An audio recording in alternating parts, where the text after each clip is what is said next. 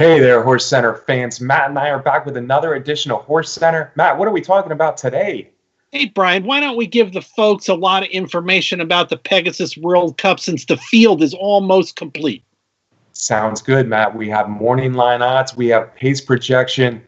Next week, we'll be back on the Kentucky Derby Trail. Watch it all right now on Horse Center.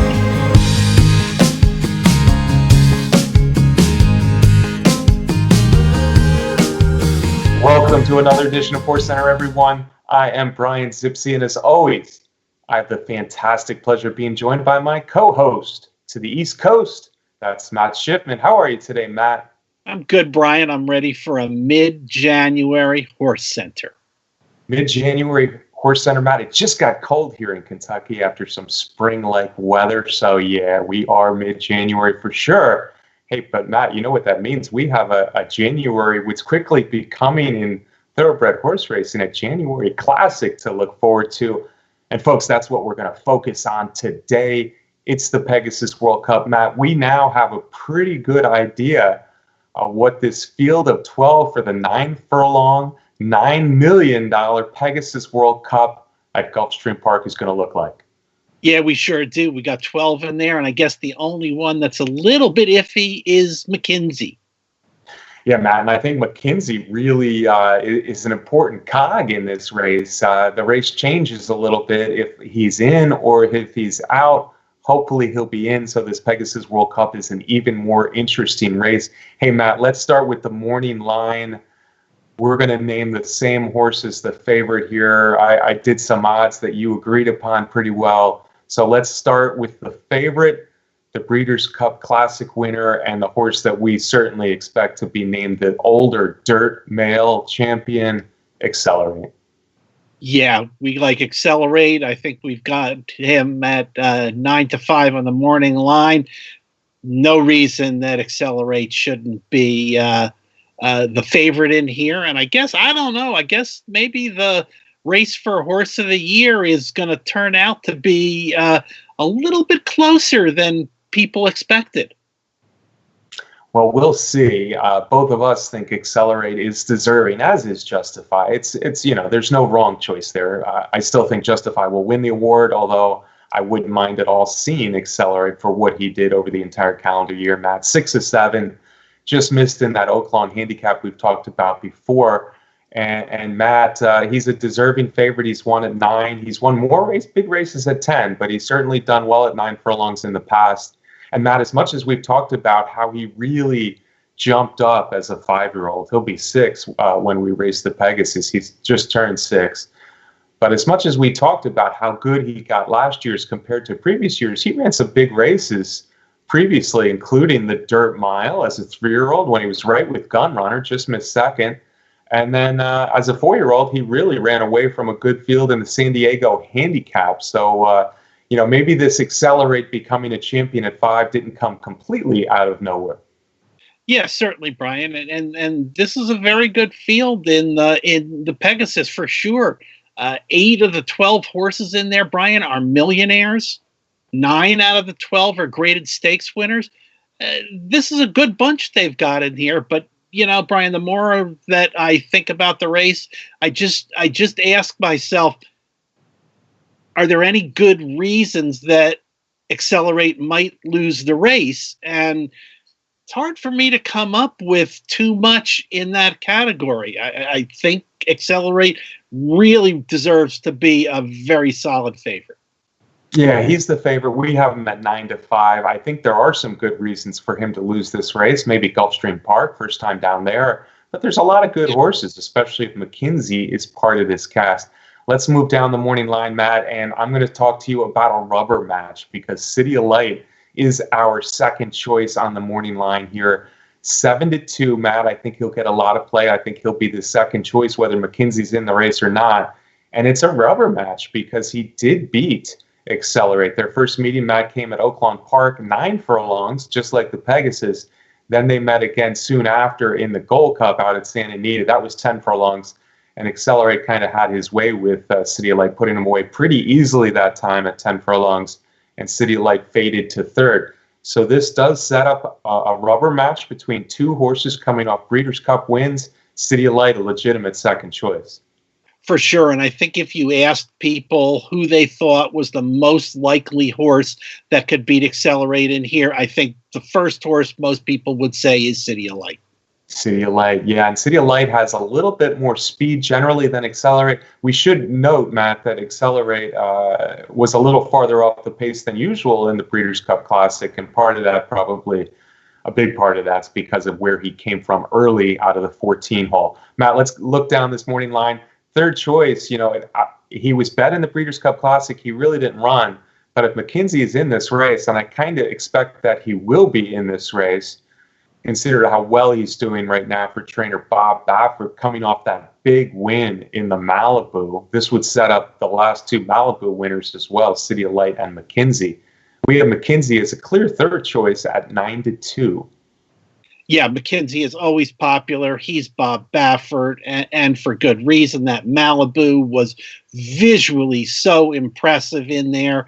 Again, you got McKenzie, he too, traveling to Gulfstream Park, and in his 3-year-old season, he hasn't put two wins together. This is a tough group in here, but again, McKenzie is certainly going to get a lot of action.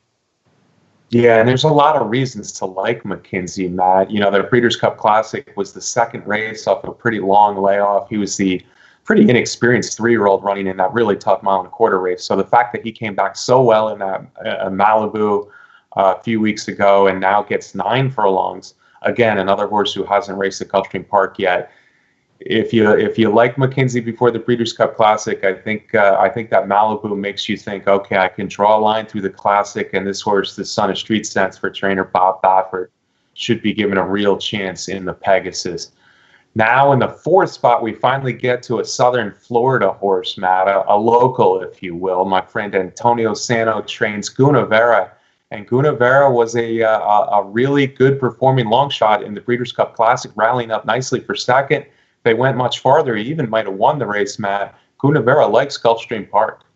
He does, and Sano and Gunavera have kind of embraced that moniker of long shot making a big run. He has done it so many times and done it so well so many times. There's little doubt in my mind that he's going to come running at Gulfstream Park, as he always does. He loves this track. It's his favorite track. Again, it's a very strong field, and Gunavera hasn't won a big race, hasn't won a graded stakes race in a long time. Yeah, Gunavera has performed well, though. Grade 1 Woodward with some trouble, he was second. Grade 1 Breeders' Cup Classic, he was second. So certainly a horse who could get his first Grade 1 win here, Matt, and there is some pace. We have him as the fourth choice at 8-1. Next, we're going to talk about a horse who was a little bit of a disappointment in his last start, Matt, but Audible was awfully impressive at Gulfstream Park last year. Yes, certainly was. He had his biggest wins, the Florida Derby, at Gulfstream Park. To me, I see Audible as a horse that people are going to be jumping off of. They're off the Audible bandwagon. Brian, you made him 10-1, and I think that's reasonable. 10-1 is maybe an enticing price on Audible. Keep in mind, folks, that this is a horse who has run 8 times in his career, never finished off the board with 5 wins. At 10-1, I think he's a horse that you're going to want to include in your tickets. Yeah, Matt, there's a lot to be said for Audible. We just talked about McKenzie kind of thrown in a clunker, of course, in the Breeders' Cup Classic, second off the layoff. But Audible had a long layoff as well. He came back. We saw him look good at Churchill Downs, but then the last race was very disappointing. It was a less than stellar field. It was slop. He got a bit of a wide trip. He was beaten to the wire by an Illinois bred that day, but there's every reason to believe on a fast track, 9 furlongs at Gulfstream, which he's proven to love, that he'll be back to his best. And yeah, now you're going to get some odds. He's a whole lot higher than he would have been if not for that Harlan's Holiday result.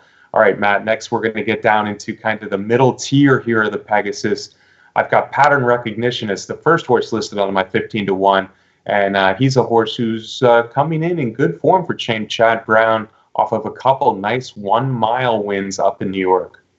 Yes, an interesting horse in that pattern recognition is an older horse who, until his last couple races, was at best an allowance horse. And Chad Brown got him rolling, and he's won his last 2 races. He's going to provide speed to this race. He won the Cigar Mile last time out on the front end, clearly in the best form of his career, but he's never faced a field like this, Brian. Yeah, well, the Kelso was good. The Cigar Mile was better. So, yeah, a speed horse that you have to pay attention to. Clearly, he's put it all together of late, as you said, for Brown. And he will make an impact on this race one way or the other. Now, we know that much. Next at 15-1, and I think another horse that people are looking at with these morning line odds and saying, this horse is interesting at 15-1. Of course, I'm talking about Bravazzo. Matt, he hasn't won in a while, but he's run a lot of good races, including the Preakness and last time in the Clark Handicap over at Churchill Downs. Sure. Dwayne Lucas likes to run his horses when they're in good form, and Bravazzo has been in good form all year long, has hit the board in some big races. Every time I figure, not this time, he's not going to hit the board this time, he goes out and does it again. Going to be big odds. I guess will be tempting again to throw out of your trifectas, but sure is a game warrior. Yeah, game warrior. And that last race, it might be strange saying it as well as he ran in Preakness, but all things considered, that last race where he just missed in the Clark might be his best race yet. So Bravazzo could be a live long shot here in the Pegasus, Matt and I are saying. Next, we're going to drop down to the 20-1 shots. And again, I think we're still talking about some interesting horses, Matt. Seeking the Soul did run in this race last year. He's looking to do a little bit better this year. Seeking the Soul on his best is a tough competitor. We saw him run very well in the Breeders' Cup Dirt Mile, second to City of Light. Yeah, and trainer Dallas Stewart has got a good reputation for bringing bombs into big races, but 20-1, Seeking the Soul in here. For me, he's going to be a pass. Okay. Next on our list, Matt, another 20-1 shot, and a horse a lot of people might not yet know about, but on the other hand, a horse who may be primed for a big 2019. I'm speaking of the GMB racing, the Alstall-trained Tom State-Tot. Matt, he's had some physical issues over the years, but when he's healthy, he's good, and he's healthy now, and he looks better than ever. Yeah, I agree with that. Alstall's a good trainer, and he's got this horse probably in the best shape that he's been in his career. 20-1 at least for sure in here. I think he registered his first minor stakes win last time out. Yeah, although we should say with Tom State-Tot, there were some allowance races, especially his last few, where he looked every bit the part of a graded stakes horse. So a horse coming in on a bit of a roll. Another horse who, to me, ran a surprisingly good race last time, the Cigar Mile, was the other Calumet horse joining Bravazzo. Calumet's got 2 in here, it looks like. True Timber actually was, gaining a little bit late on pattern of recognition in the Cigar Mile last time, Matt. Yeah, certainly in the lower echelon of this field, but ran a nice race in the Cigar Mile. Going to be stalking the pace in there, and who knows? Stranger things have happened. Yeah, True Timber, by the way, we have a 30-1. That would make him the 10th choice on this prospective field. The 13th horse, Matt, or I'm sorry, the 11th horse on this 12-horse field is undefeated. He's a Triple Crown winner. He's 14 for 14. Why do I have Kalkukin at 40-1, Matt? Come and get it, Brian, right? 14 for 14 in a career, 50-1. Certainly a lot of fans will be attracted to that 14 for 14 record. Hey, Brian, 13 of those happened in Mexico City, and the most recent one that wasn't in Mexico City was in a special restricted stake. It wasn't Gulfstream Park. The race was restricted to horses of Caribbean breeding, and Kukulkan fit that category.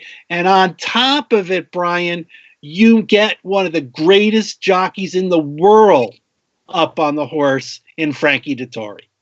Yeah, Matt, I have Kukulkan listed at 40-1 on this board here. Never listed a horse who's 14 for 14 lifetime at 40-1, that's for sure. But hey, if Tom's Day Todd is moving up in class, Kukulkan is moving that much more up in class. It's going to be a tough jump. Frankie Dettori's in town anyway to ride some of the other races that big day at Gulfstream Park. He's picking up Kukulkan.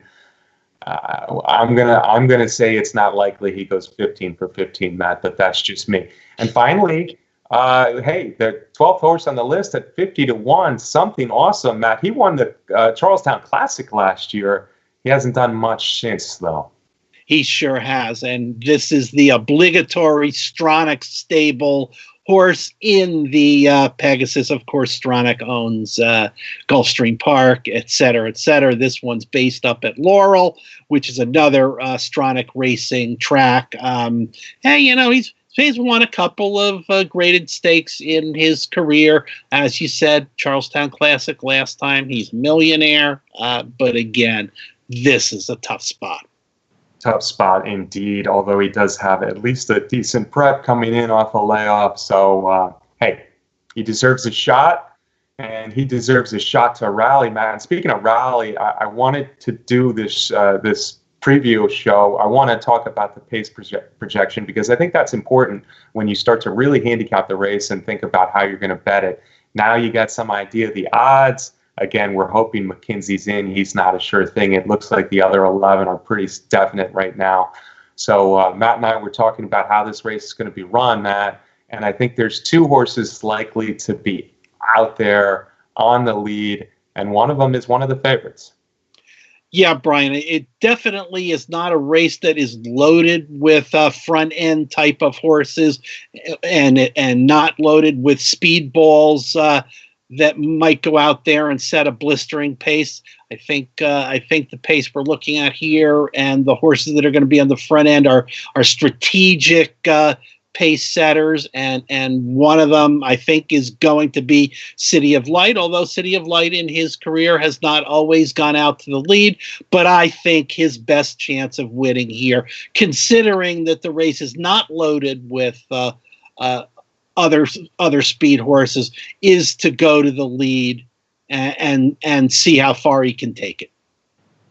Yeah, I agree with you, Matt. Although if we do look back at that Oaklawn handicap, he was actually behind Accelerate early. Some people forget about Accelerate. Does have a good a bit of natural speed where he can lay close. But I think you're right. I think this time City of Light is part of the pace, especially after what we saw in the Dirt Mile, where he was so good so early, even with pace pressure in that Dirt Mile. So I think he's got to be part of the pace. But I think the horse that leads the race early, Matt, is going to be the horse coming from New York. That's Pattern Recognition, wiring the Kelso, wiring the Cigar Mile. I think their best shot as well is to be on the lead. So if we have Pattern of Recognition on the lead with City of Light right there, that leaves a lot of horses. I think it's going to be an honest pace, Matt. I mentioned Accelerated was a little farther back, uncharacteristically last time. I think the same could be said about McKinsey, who was farther back in the Malibu than usual.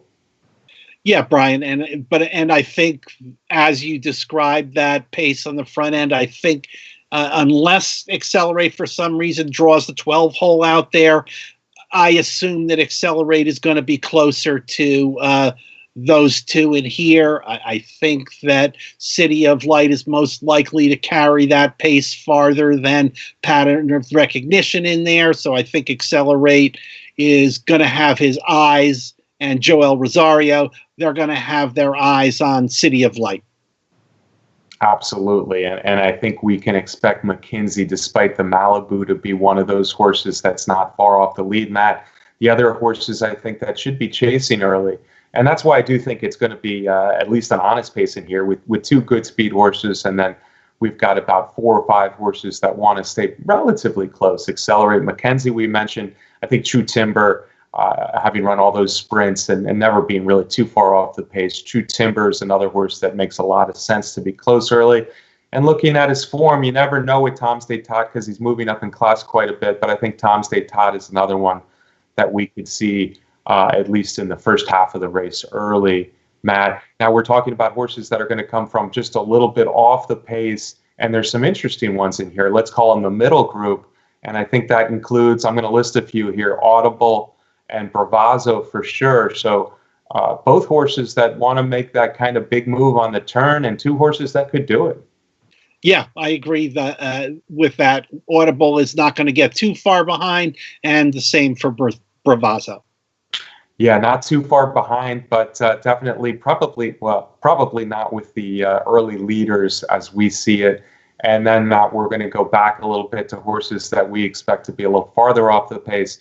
The Mexican horse, I'm not sure. It's hard to tell on his form, but I would suspect he's in the final third early. And Seeking the Soul, he's not usually last of all early, but we could expect him in the later half as well.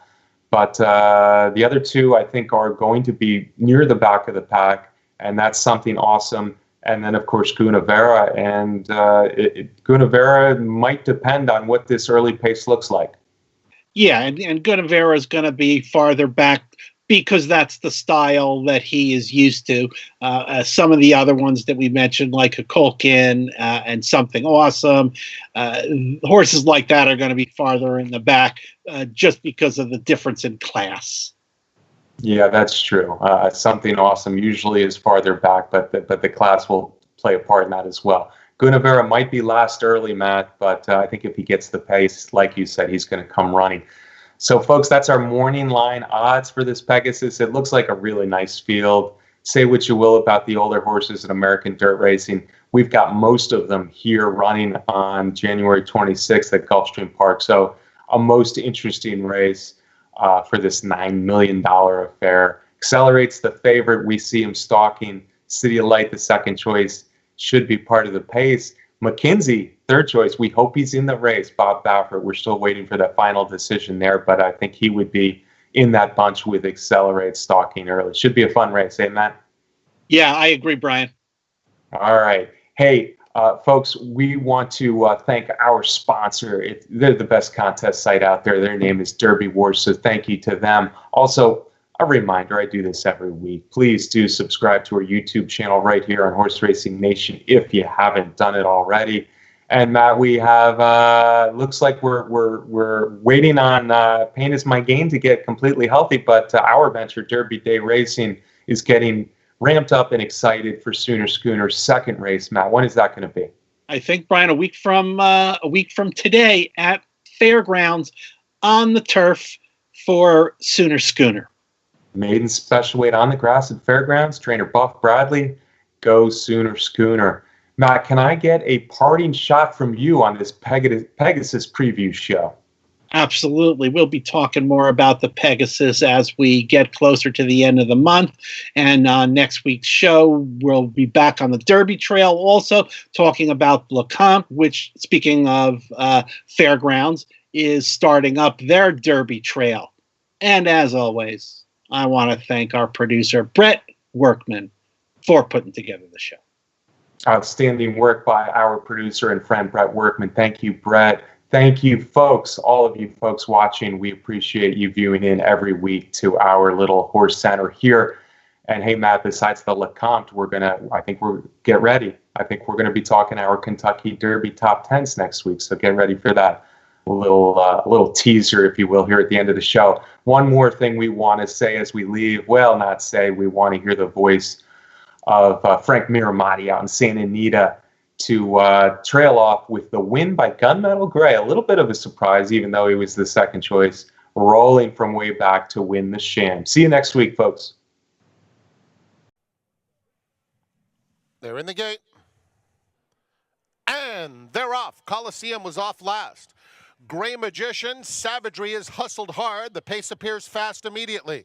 Much better on the outside, third. Sueño is down at the rail in fourth. Then it's Easy Shot. Coliseum is 7 lengths off the lead, and Gunmetal Gray is at the back. Around the first turn, and Savagery opens up early. He's in front by 3. Much Better is tugging hard in second. And down on the inside, it's Gray Magician, joined by Sueño.